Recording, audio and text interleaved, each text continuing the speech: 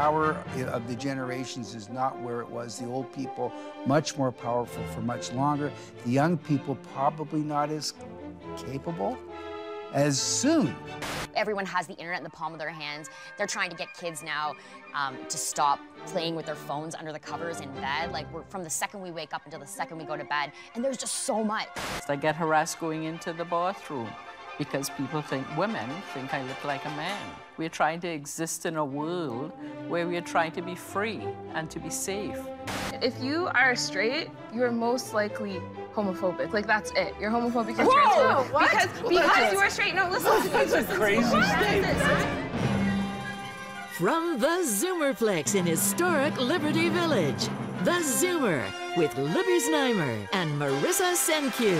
Welcome to the Zoomer. I'm Libby Znaimer, and I am a Zoomer. And I'm Marissa Semkiw, and I am a Millennial. On this episode of the Zoomer, we'll show you clips from a 5-part British series called Mind the Age Gap, airing on VisionTV. This social experiment looks at what happens when 12 people between 19 and 83 move in together for 2 weeks.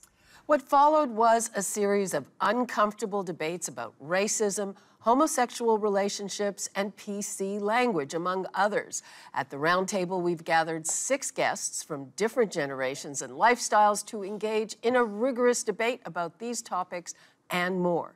But before we dive in, let's tee up the topic with some of the highlights from the series. We live in a divided nation, where young and old don't even speak the same language.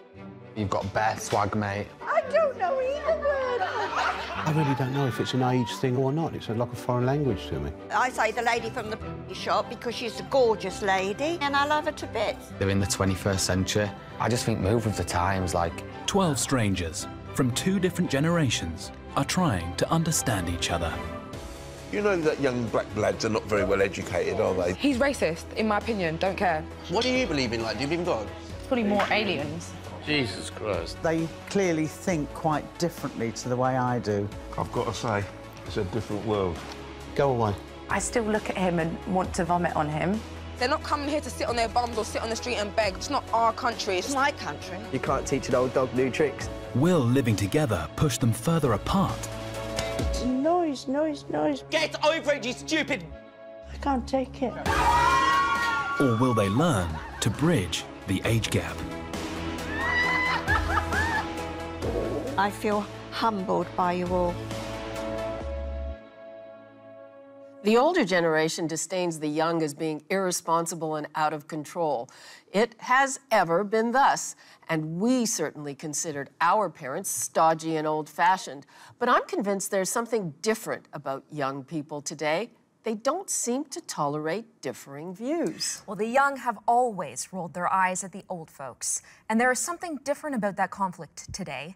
And we are in the midst of, or at the beginning of, a power shift from boomers to millennials. So let's get a sense of it from the panel. David, I'll start with you. What is it about these particular generations today that's different? I think the first thing to note is that when the young were rolling their eyes at the old, and we got quotes back to 500 BC, and the old people shaking their fists at the young whippersnappers who didn't have any respect, the old people were at the end. So you were looking at a 70-year-old, you could criticize him and roll your eyes, but he was going to be, or she, out of the picture soon. Today, this power shift that you just referred to really isn't happening the way it did before because the older generations are not getting off the stage. So we see conflicts over power, over voting blocks, over finance. They're acting younger, they're holding on to that power. So the conflict is more than just style points. Oh, these old fuddy-duddies, oh, well, they'll be gone soon and I can take over. Well, maybe not. At the same time, the old people believe that the millennials are not just different on style points, which was always true, but they're substantively different. They are aging slower. In other words, they are not ready to step in. So the traditional, where are you in life, has changed. That substantively, the power of the generations is not where it was. The old people, much more powerful for much longer. The young people, probably not as capable as soon.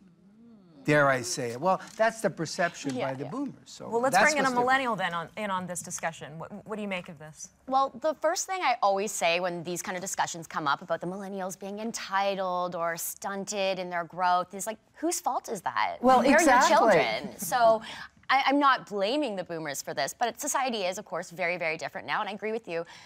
People are taking longer to grow up. I know a lot of people my age who still consider ourselves kids.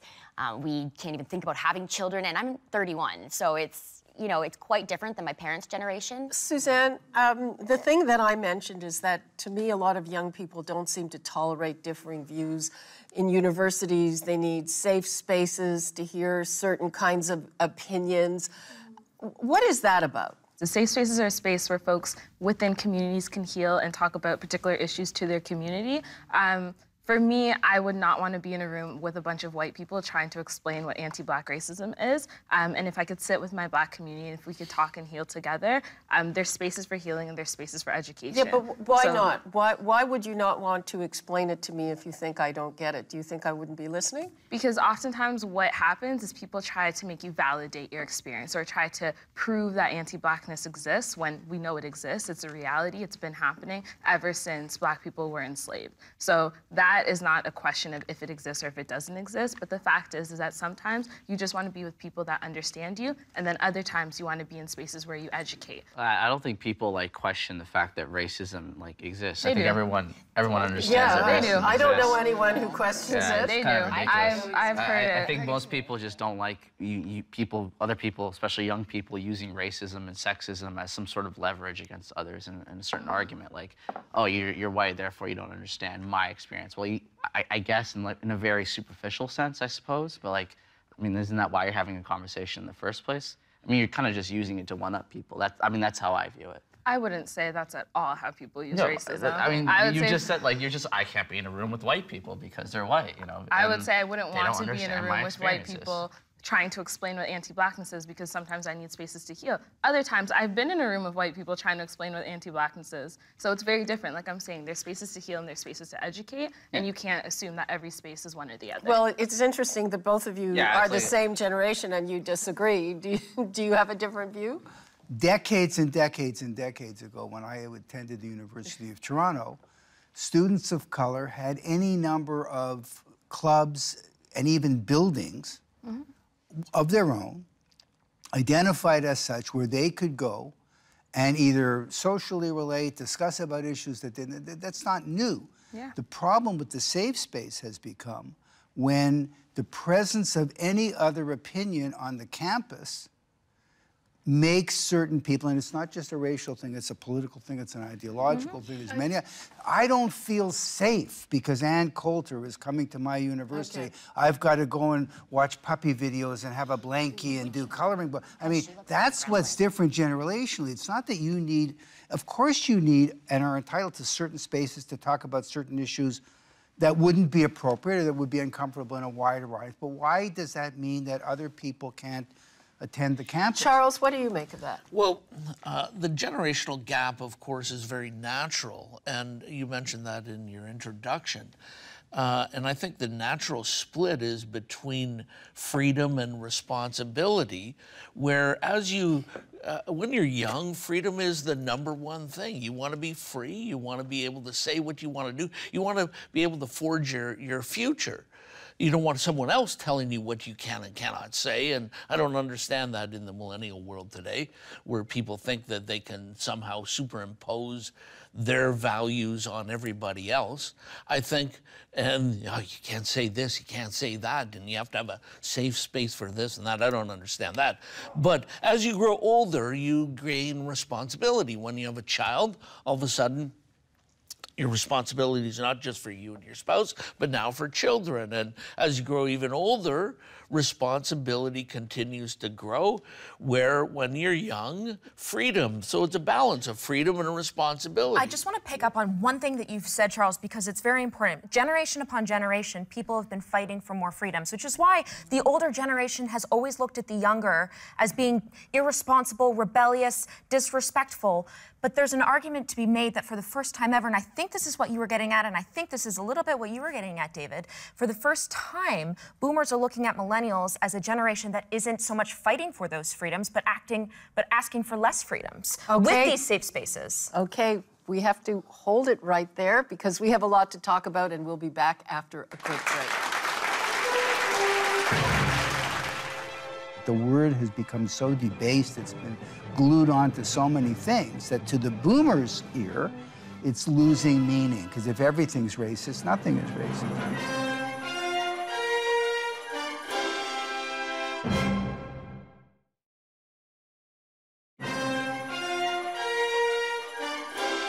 You know that young black lads are not very well educated, are they? They fail dismally at school for reasons that I don't fully understand. Why would they know? But I feel like it's every race. It's not. There's so many different races that failed in school. Sure, I mean, not just black people. Like no. And it's not based. It's not down to them being black. It's just down to. No, but I understand that one.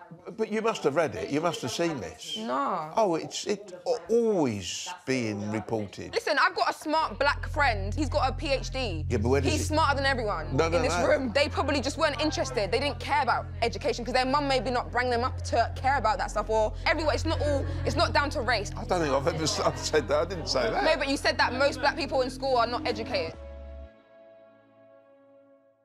That was a scene from episode 1 of Mind the Age Gap. The discussion started as an initial miscommunication and quickly descended into a feud, which blows over into fierce allegations about police corruption and racism.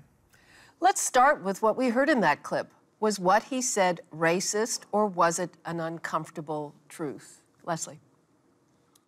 Well, older people I'm finding, in terms of what's happening in the real world, experiencing life differently now, because back then, younger people weren't as challenging. Yeah, but that particular clip, so the white guy said, black young men do not do well in school. The young woman said that's racist. So was that a racist remark? It is racist, yes, definitely. It's blatantly racist. Statement.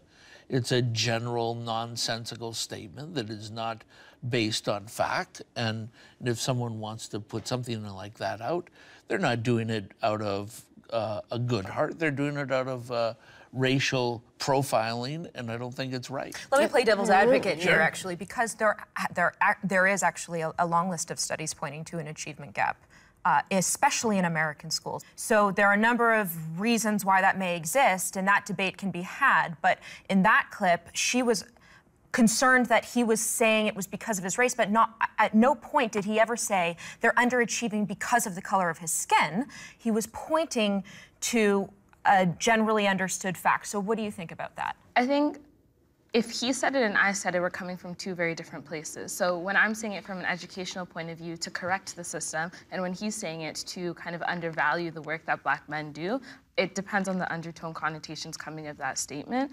The statement alone in and of itself is not racist, but when you come at it from a negative lens, or when you come to use that to justify that like black men in general are undereducated, that's problematic. Well, I think we need to speak with two things in mind: truth on one hand, and love on the other. And, you know, I'm fat, but should you talk about it? Should you say you're fat? No, you know, it's not nice to say I'm fat. I care about you. But because you don't do it, because we speak it's with... a bit rude. We speak with truth and love.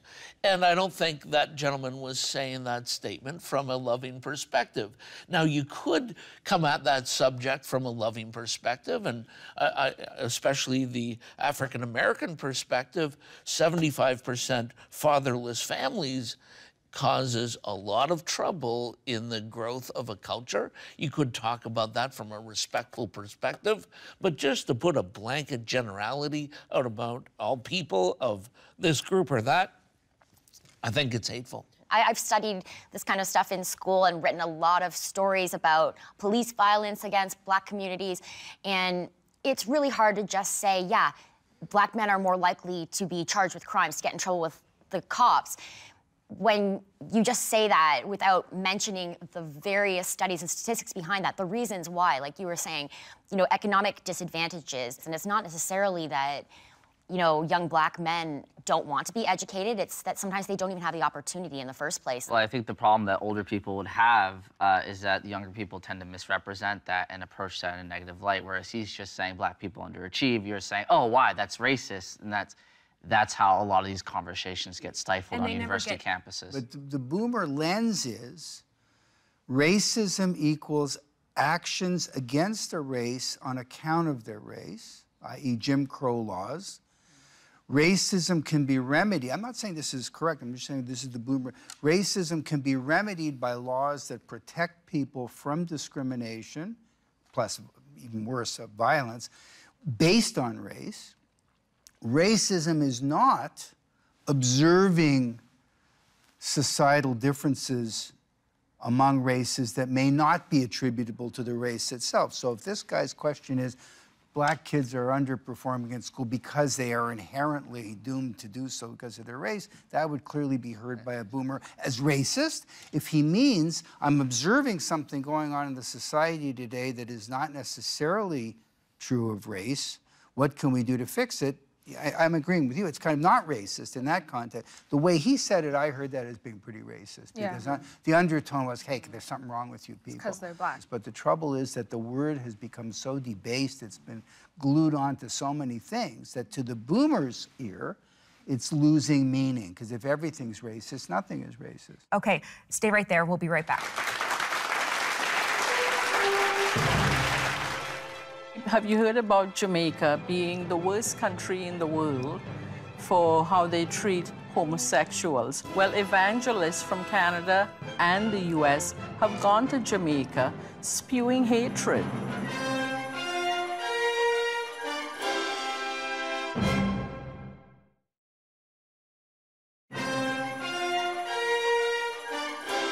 Yesterday at the dinner table, Bob, your exact words were, I am not comfortable with homosexuality. You can't drop a comment like that when you're in a house and 3 people are gay out of the 12. Am I uncomfortable with homosexuality? The answer is yes. But am I uncomfortable with homosexuals? No. I like you. Yeah. Okay? Yeah. And this is All right, occurred... let me ask you a question. Why are you uncomfortable with homosexuality? Normals changed dramatically. And I remember seeing the first couple of men walking along holding hands and kissing each other in Buckingham Palace Road. I can remember it as if it was yesterday. And I was appalled. And to be perfectly honest, I still find it very difficult. I'm uncomfortable with homosexuality. Why? Elaborate. Why then? That's what I'm asking you. It's not hard. I'm asking you a question. Until 1969, it was an offence to have homosexual sex. Well, that was a scene from episode 2 of Mind the Age Gap where Bob reveals that he's uncomfortable with homosexuality. So, is Bob homophobic, Marissa?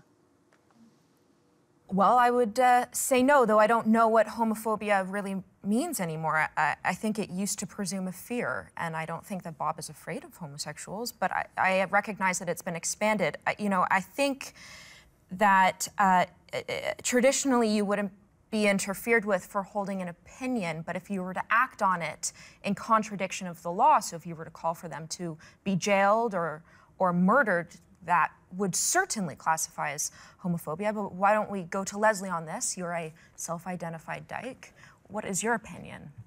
Well, I just find it interesting that they keep using the term homosexuality, because I work in the field of two-spirit, lesbian, gay, bi, trans, and intersex peoples. So homosexuality on the books here in Canada is no longer a criminal act. But when you're walking down the street, even here in Toronto, you're still being harassed. I am being harassed because I look a certain way. People are reading me as transgender. I get harassed. I get harassed going into the bathroom because women think I look like a man. But homosexuality, when people hear LGBTQ, two-spirit, right away they think of sex. That's the least furthest thing our minds is sex. We're trying to exist in a world where we are trying to be free and to be safe. But is it? How do you feel about Bob holding the opinion that he's uncomfortable if his son or daughter was to come But to you him hear and that express it? all the time, but because of the ignorance. And I come back to people think of that generation of sex and not who we are. I thought that what he said was that he was uncomfortable seeing sex or displays of affection between same-sex people. That's mostly what I heard there, is that he was fine with you know, interacting with people who were gay, but didn't want to see them, you know, expressing affection in whatever way. Is that homophobic? It's not really homophobic. It's ignorance. It's lack of understanding But there you of go, who we you are. use pejoratives and say ignorance. Well, it's ignorance in terms of not having the knowledge. No, anyone who experienced something that is outside their norm is going to be uncomfortable with whatever that is. That doesn't make a person a bad person or an ignorant person or a homophobe or well, if they start acting on it, yes. Nobody acted on anything here, but all of a sudden you want to attack a person with a pejorative because they say that this is not comfortable. That is a major difference, what you've just said, between the two generations. Boomers once were able to hold an opinion without it being interfered with, whereas millennials don't even want them to hold that opinion. That I see as a fundamental difference. Yeah, because there are studies that show, there's tons of research that show that these kind of attitudes do lead to real acts of physical violence. They do lead to discrimination. How do we square this with religious rights? Well, here we go. This is a whole other thing. Because you keep hearing Jesus says, and they're evangelists.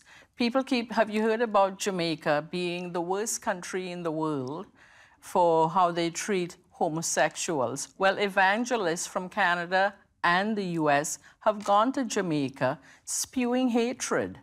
And that is why this is happening. So wait a minute, you're saying it has nothing to do with the local culture? I don't buy that. It emphasizes and it's put its mark on the local culture, because prior to all the evangelism in Jamaica, it was not like that. And it's white evangelists going in. You know, you're making generalities. Well, it is a generality you're that is... using pejoratives again. Ignorance is not a pejorative. It's just like someone who uses racism.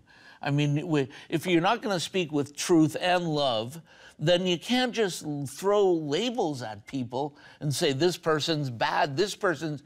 It's going to lead to something if they think this or think that. I mean, this is nonsensical. I think people focus too much on the labels, and that's the issue here. You know what? If you are straight, you're most likely homophobic. Like, that's it. You're homophobic, you're transphobic. Because you are straight. No, listen to me. Listen to me. That is it. Listen to me. Don't attract me. If you're straight, you have been socialized. Yes, I am. So are you homophobic? So I have been socialized in a world where homophobic tendencies have been okay. I've been socialized in that world. Thank you. And I don't need to focus on, am I homophobic? Am I not homophobic? Oh my gosh, these labels, I'm such a bad person. I need to focus on making spaces safer for folks who are queer. I don't need to centralize on myself and being like, oh, everybody thinks I'm bad. Why don't I just do actions that create safe spaces for queer folks and make sure that their voices are being heard? That's it. But why do we focus on bad or good, or if we're terrible or not? But that is a very, if I may say so, attitude that would be shared by the boomers, who would look on actions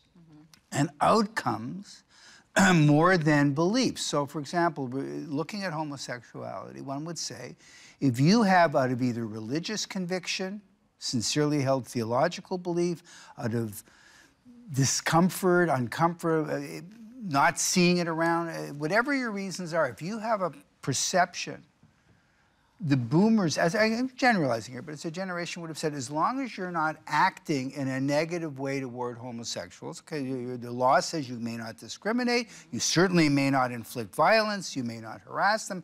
As long as you're obeying the law, the boomers would be relatively more comfortable with your personal beliefs and leaving it go at that, then intervening and saying, no, no, no, I've got to root out your beliefs. I get you fired You from got to the deconstruct them. You got to deconstruct your personal beliefs. I think you hit on something You good. can't hold on to these beliefs. You got to deconstruct them at a certain point. Like if you're just holding on to, I don't think homosexuality is okay, but I don't do anything to queer folks, so I'm not a bad person. Like I think you need to deconstruct that belief and try to work through it. But what if I reject, just for the sake of argument, what if I reject your entire premise? And I say, look, I leave everybody alone. Why don't you leave me alone? Yeah, but the difference is between their You world. don't want to leave me alone. You want to go back and stop me from thinking that. By the way, we'll be right back. Peace. More of the Zoomer after the break.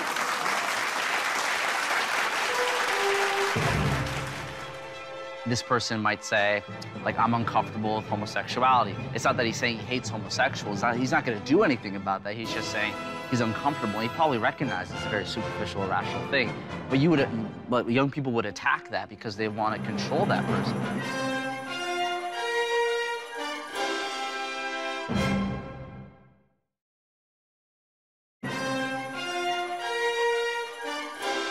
I didn't end up getting married, which is thank for that. Marrying a hairy, thank you. So. Oh, it's a bit harsh. Oh, Pakistani, sorry, Pakistani. No, because it was my cousin. Their mom. I see it. No. What did you say before that when you changed it to Pakistani? Oh no, because Why are you allowed to say it and I'm not? What an offensive word. Do you know what it is? If I'm being honest, Pakistani, I abbreviate it to. Well, that's what we all do. People use it as a rude word. Well, not necessarily. Yeah, people use it in offence. Actually, I use it as a term of endearment. I say the lady from the shop because she's a gorgeous lady and she helps me and I love her to bits. One of the recurring themes throughout the show has to do with language that one generation views as innocuous and the other offensive. Libby? Well, I have to say, I haven't heard the term for, I think, probably 30 years. And I think one of the things that you can see there is that there are certain things that can be pejorative that you can say about your own ethnic group, but that are offensive when someone else says them. And I think that goes for most groups. Am I wrong? No, you're not wrong. In fact, my Aboriginal friend, I one day asked him, what's the politically correct term? Because it keeps changing generation and even decade by decade. And he said, I'll tell you a story. In 1492, Columbus set sail for India. And when he hit land, he said he saw people, he called them Indians. He said, thank God he wasn't looking for turkey. These names change and the language changes, and we should be respectful and try to find the proper terms. But there are words that we shouldn't use because they take on very negative connotation. I think that's one of them. The N-word, of course, is stricken completely from our I agree with culture. that, but then you have hip-hop artists who said, what's the word? They've reclaimed that word. People who are black, but then there was this crazy case where two girls were humming a song that's a big hit that had the N-word in it. And Kanye West song. Yeah. No, white people don't say you have to. I mean, stop. I agree with that, but yeah. if you're just singing to gold digger, yeah, you say she's messing with a broke. And you hold a beat. Like, there are rules at hip-hop karaoke where nobody says it, not even black people. She ain't messing with the broke.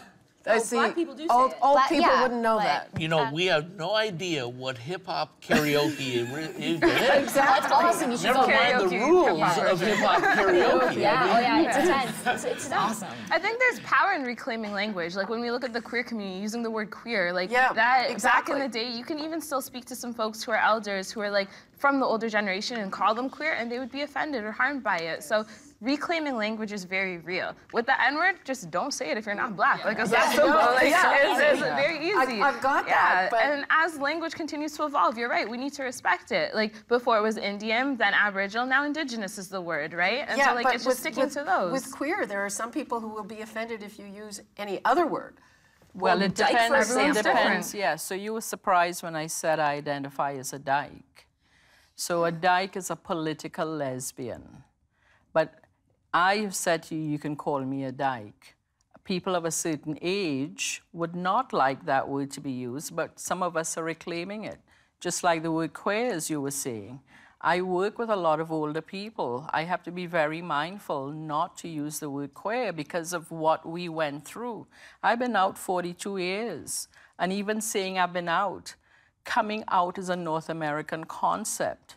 I just came back from St. Lucia, where there were 40 women, lesbian, bi, and trans, who don't use the term coming out, because it's just not used in certain cultures. They were all millennials, and they were all activists. And were they out? They were out, but they don't use the term coming out. So what would they use? That they're just there in the world. They're They're people just in the world. existing. It's this thing in North America where you have to say, I am coming out. Yeah. This is who I am. For safety reasons, you cannot do that in certain countries. 88 countries in the world. I know. It is legal to kill us. I'm not saying Yes. it is illegal. It is legal to kill us. And in large swaths of the Middle East, definitely. And in Africa as well. Yeah. And Russia is not very safe? Well, that's one of the 88 countries. Now, there's another side of this debate that we sort of touched on a little bit earlier, and that is when we look at this generational divide in the use of language between boomers, octogenarians versus millennials, and Gen Y, there is a perception on the part of the older generation, I'll get you guys to speak to this, that millennials view language as an act of violence, and that's why we need safe spaces, and that's why we can't clap, we have to use jazz hands so as to not exacerbate someone's anxieties. You know, what's your response to that, Okay, Jay? so I think you made a really good point before that I think you kind of confirmed this point. You were saying that boomers, they look at results and they look at action, and that's how they judge, like the physicality and the tangible things that you could look at. Whereas you wanted to look at more conceptual, and you thought racism was something that you wanted to counteract racism from the very root cause of it, as in like the thoughts, like the actual... The systems. The systems. Systemic racism in people's head.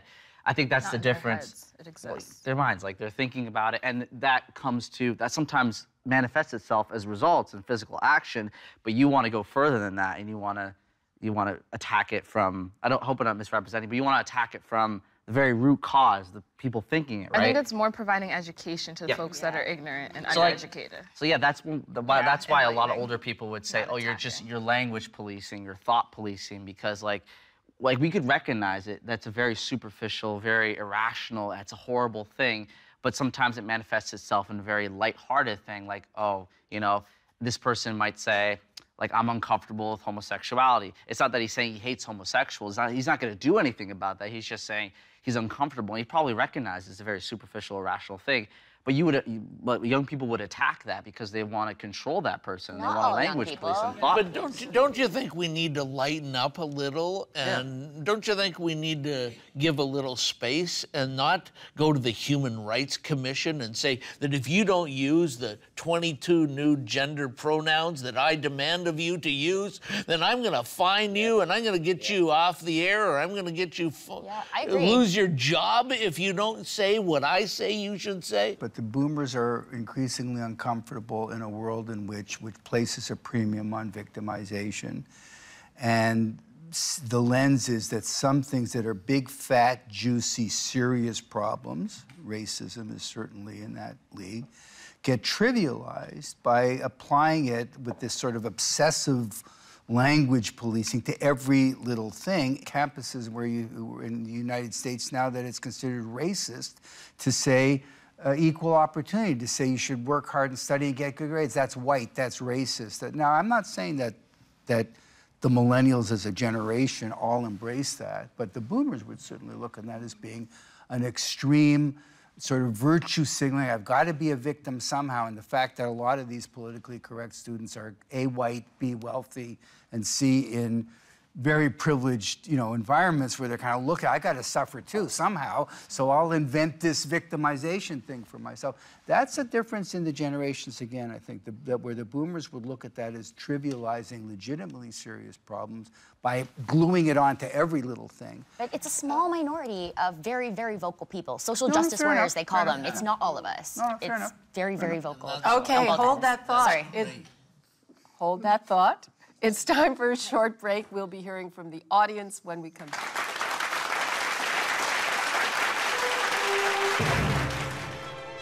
I see young people out together, right?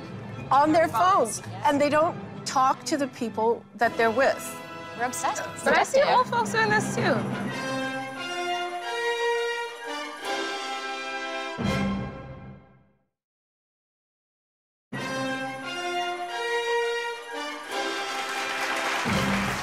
Welcome back. We'll hear from the audience now, and our first guest is Joel. Joel, thank you for being here. Thank you. What's your question? We read an awful lot and we hear an awful lot about the differences in concentration span between millennials and, everybody's smiling, and our generation, the boomers. And I'm just wondering if the panel could elaborate to what extent they think that's innate or that's actually acquired. Who has the shorter concentration span? You guess. I like to think I defy that, but I'll turn to... Much. Yeah, it's acquired, but it's, I mean, innate to our generation, I guess, because we all grew up with the same media. We grew up with televisions in our bedrooms, but it's more the internet than television.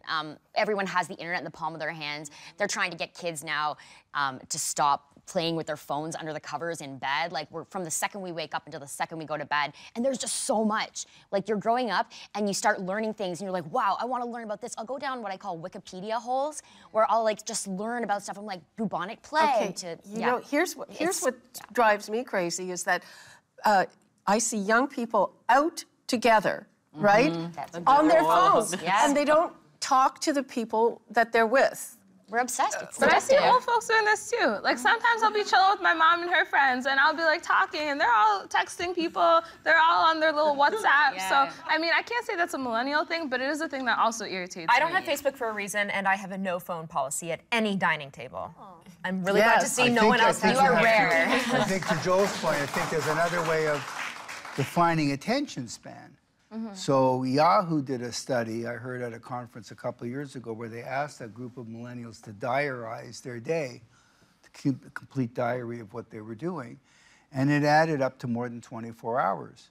And the reason was, I'm on the phone while I'm watching TV, while I'm doing my homework, so there was this multitasking. And a very interesting study was done about Gen X, not the millennials, that said they were the first generation, this will be before the time of the millennials, that they blamed it on Sesame Street because of the short clips, hang on, not a linear show, interrupting the show. The storyline in Mr. Hooper's store kept being interrupted by different little clips, okay? And then the TV shows of the boomer generation of that era, the LA Laws and stuff, start to become multi-layered, multi-story. They're never following from beginning to end as it did in the 50s. So I think it's been growing over time, and we're all losing our attention But you know what? span, There's another in my study that was done on multitasking, and that came to the conclusion that you're not really multitasking, that your brain takes over one thing, and if you think you're doing two things at once, you're not. Yeah. We're all suffering from the same effect, I'm afraid. But I think the difference is that we started suffering from these things. We started getting inundated with digital culture when we were adolescents, and kids now when they're babies. You see 2-year-olds on iPads, whereas the boomers and the Gen Xers, no, it's not bad. I'm just saying it's different. You guys had it when you were in your 30s or 40s when it started. We had it as babies, as children. So it's different. Our brains develop the information explosion certainly affects your generation more than it does ours, but it still affects ours. But I think it's a great thing. And yes, there may be a lower attention span, but that may be because someone is getting more done. They're tackling 10 problems instead of 1 or 2. Okay. Time for a short break. We'll be right back.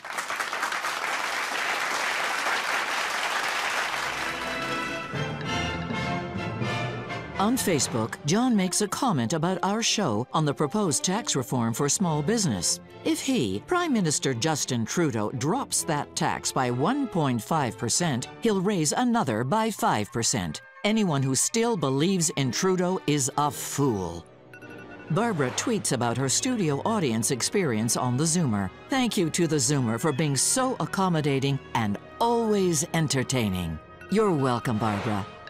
Keep the comments coming in, and don't forget to visit us at www.thezoomertv.com for full episodes and more.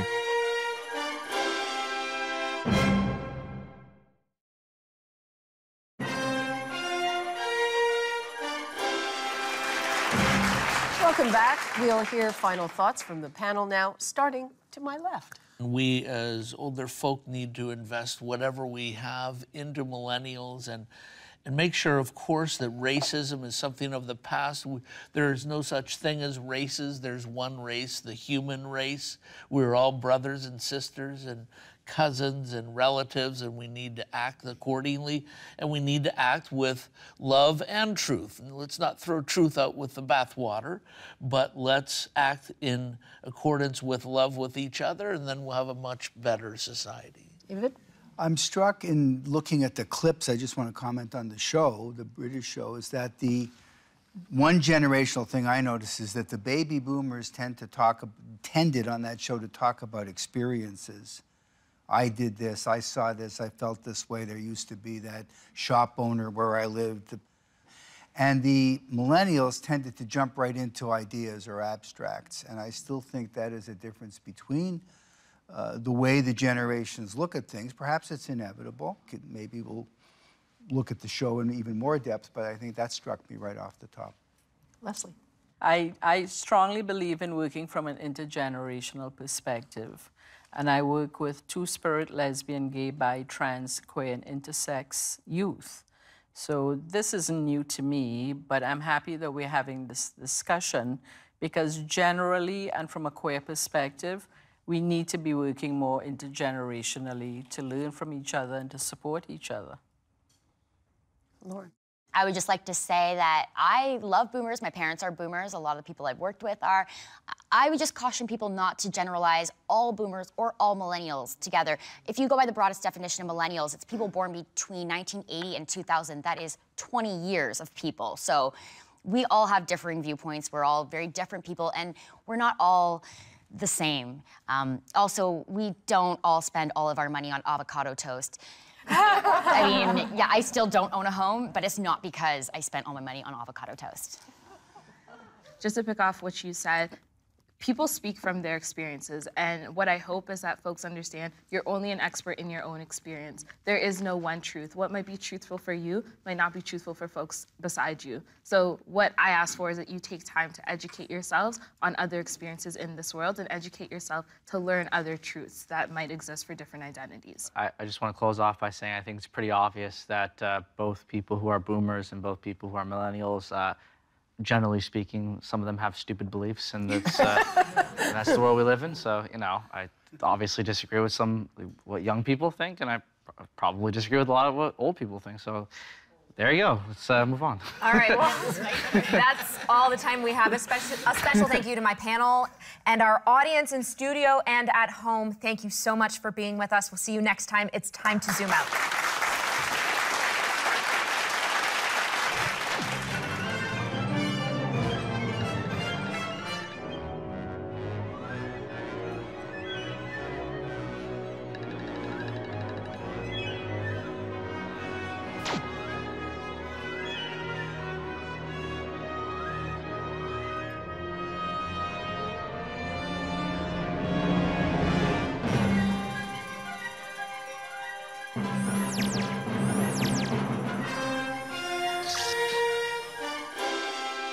you.